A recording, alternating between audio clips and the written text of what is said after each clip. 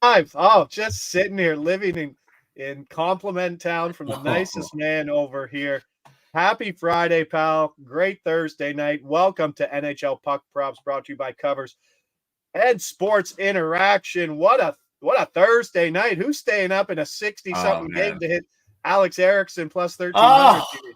Oh, oh, what a find by you, man. This is why I love working with you because you're dived into this every day and you always find those little plays that nobody's really looking at that are very, very profitable. We've had a very profitable year so far in hockey. No, we're not going to win all of them. We're not going to lose all of them, but we're going to do our best to find the right angles to make a little bit of profit for us. And last night when Alex Erickson scored that touchdown, plus 1,200. Yeah. Oh, baby. Can you find a plus 1,200 line in hockey No, for us, please? no, plus 1200s aren't easy things to find. There's Yeah. there's a reason why we got amped up for that. But let's try to find something on the ice Friday. Last Friday was another winner.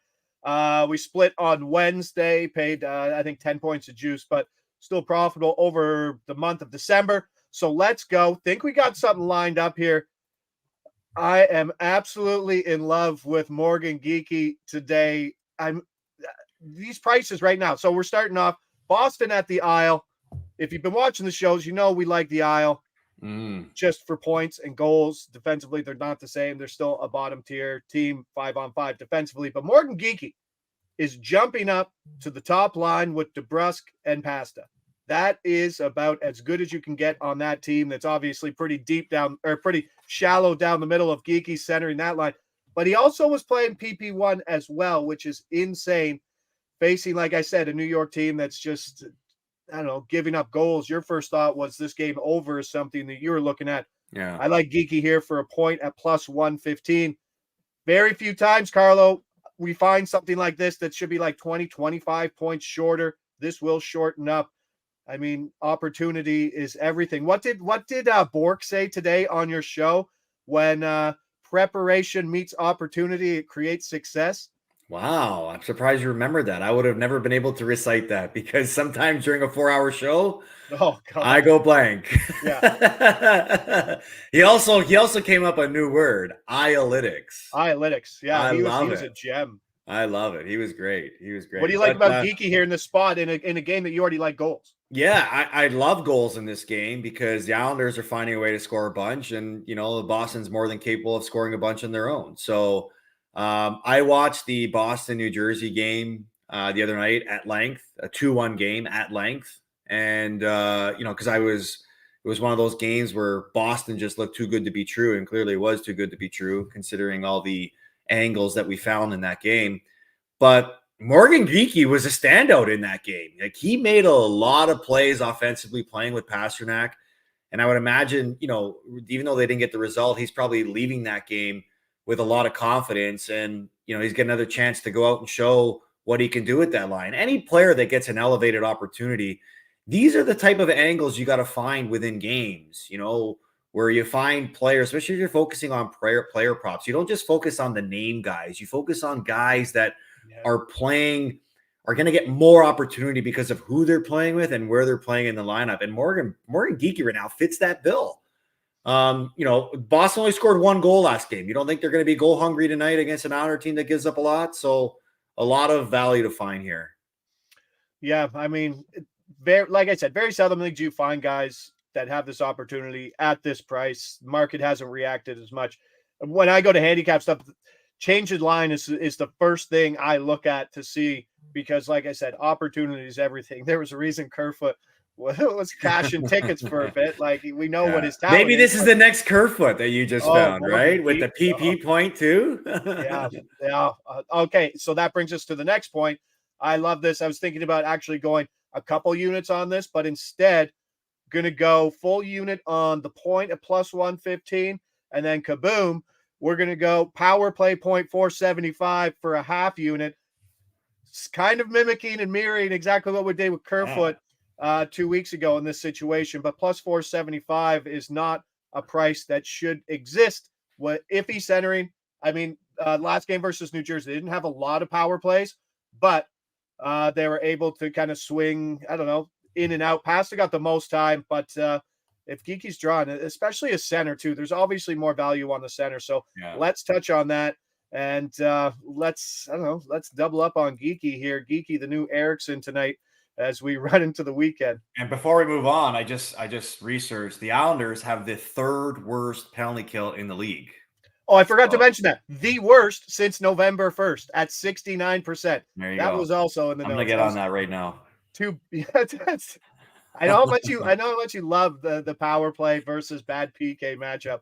Yeah. But 475 is 475. And who did we hit Kerfoot with versus? It was another bottom tier PK. Minnesota, I think it was. Yes, it was. Yeah, exactly. Yeah. Good call there. Yeah. All right, so doubling up on Geeky for a unit and a half and looking at some of that plus 475 there on the power play. And then another one. I always send you a message in the morning saying, what do you like? And you sent San Jose money line as I was writing it up. And yeah, let's hit the San Jose money line at plus 170. The value obviously is drying up on San Jose, right? Like the perception couldn't have been lower on this team coming into the month of November. Mm-hmm. They've actually been playing good hockey. They've been extremely profitable on the money line with a losing record just because of what they've been paying. But like I said, I'm not running out to bet Arizona minus 200 in this game. They've dropped 4 in a row. They're coming back down to earth. They've been outscored 18-8 in those 4 games. And they've been a much worse team 5-on-5 over the last month after a pretty good October and early November. And San Jose, on the other hand, 7 of 8 possible points in their last 4 games. They've been much better at home than on the road. That's obviously priced in. What did you like about the Sharks early first look at the board? Well, I like the fact that what you just mentioned, the fact that they're a team that's been grinding out wins and grinding out points over their last stretch of games. And if you go back to last week when they had 2 massive comebacks on back-to-back nights, both on the road, they were in Long Island down 4-1 with 10 minutes left. They come back and win that game in overtime. Yeah. And then in Detroit down 4-0 in the second period, come back and win that game 5-4 in overtime. And, what they've shown us is that they're a team that's not really willing to give up in a game. And they're a team that's, willing to compete on a night-to-night basis and give you their best challenge. And I think, I don't think the markets have necessarily adjusted to San Jose because they're still labeling them as the worst team in the league. But if you watch their games lately, not only are they scoring a lot of goals, they're getting results. And I know the Mullet Arena has been an arena that has been, a goal-a-palooza. A lot of goals have been scored there because it's a 5,000 seat junior rink. But I don't know, what does Arizona deserve to be at minus 200 favorite? I just see no value in Arizona and way more value in a San Jose team, which are kind of coming in on an even playing field. And in hockey, any team can win on any night in any place. It's just too good a value to pass up on San Jose right now. That's got more mojo going for them than Arizona does.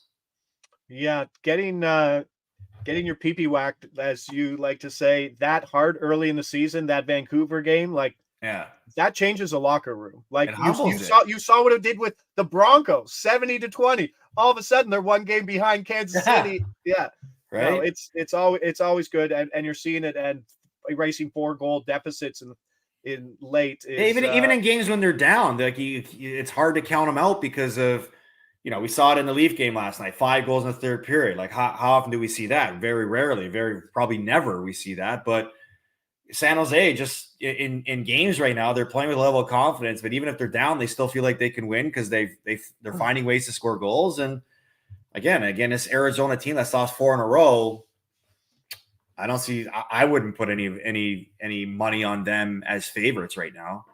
Yeah, we're not out here advocating that San Jose is going to win this game 50% of the time, but they shouldn't be as big.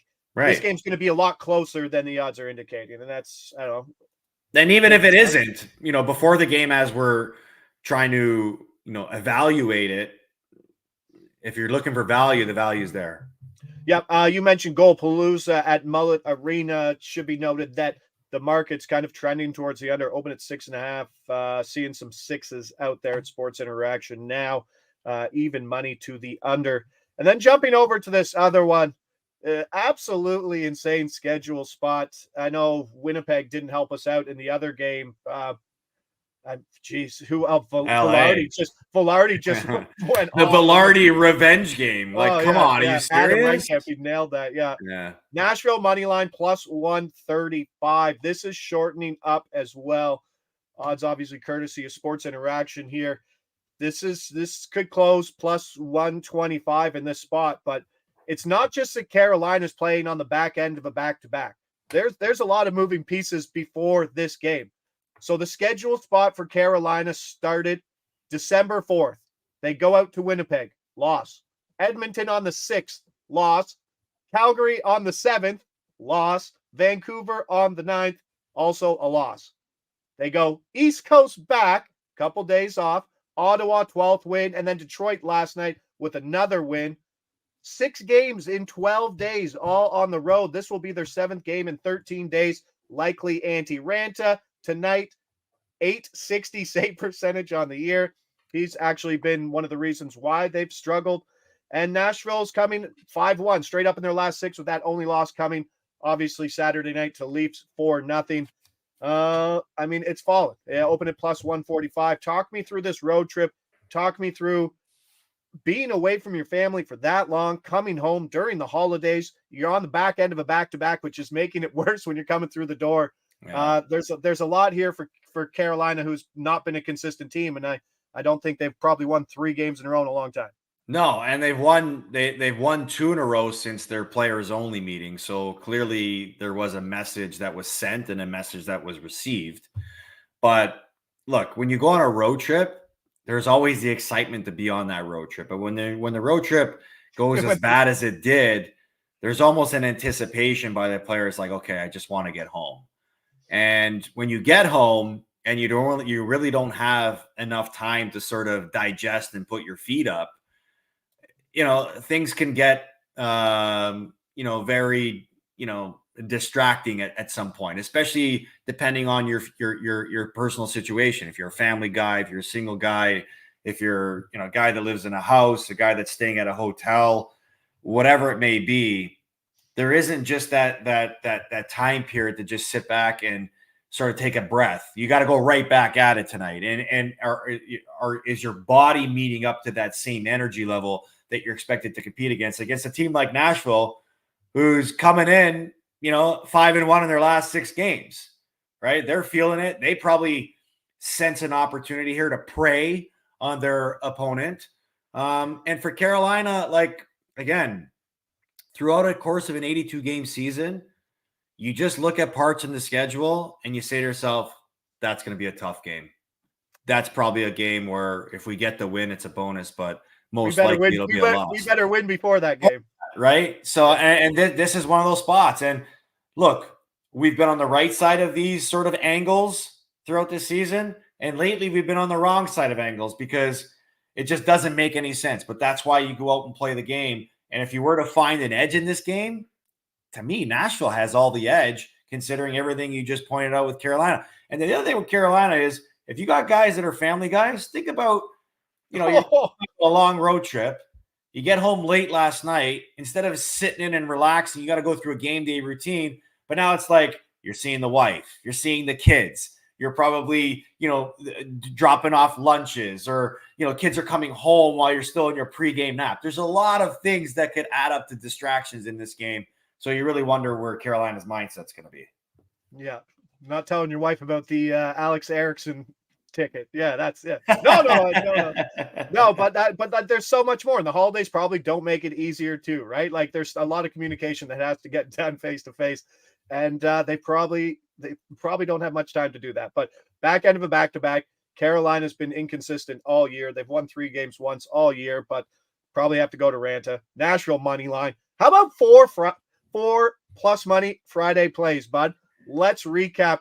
That's all we're doing today. A little Morgan geeky top line, a little promotion where preparation and opportunity equals success. Plus 115 for a point. Geeky power play point. Hopefully he's there. Plus 475. All indications are saying that he's centering that top power play unit.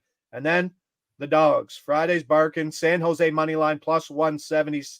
and then Nashville money line plus 135. Let's leave it at that. Little foreplay, 3.5 units wager to win big. Let's keep it rolling, pal. I'm Josh Ingles. He's Carlo Colaiacovo. This is NHL Puck Prop, brought to you by Covers, presented by Sports Interaction.